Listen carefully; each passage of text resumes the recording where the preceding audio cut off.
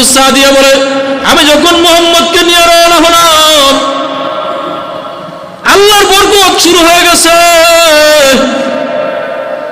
আমি যখন মুহাম্মদকে নিজের বুকের দুধ পান করানোর জন্য নিজের বুকের সামনে যখন মুহাম্মদের মুখটা লাগাইলাম, লাগানোর সাথে সাথে আল্লাহর দ্বিতীয় বরকত, দ্বিতীয় কুদরত শুরু হয়ে গেল। কোথা থেকে যাতে এত পরিমাণ আমার বুকের মধ্যে দুধ নেমেছে, আমার কলিজার টুকরা, আমার পেটের সন্তান আব্দুল্লাহ এবং মুহাম্মদ সাথে সাথে এত পরিমাণ দুধ পান করলো। দুধ পান করে তারা দুইও ভাই তৃপ্তি সহকারে দুধ পান করেছে। সুবহানাল্লাহ। আমি কিছু খাই নাই, না খাওয়ার কারণেও যখন মুহাম্মদকে কোলে নিলাম, কোলে নেওয়ার সাথে সাথে আমার দুই বুকের দুধ পরিপূর্ণ কানায় কানায় ভরে গেছে। এই বরকত আল্লাহর রাসূলের। এই বরকত কার? আল্লাহর রাসূলের। দেখেন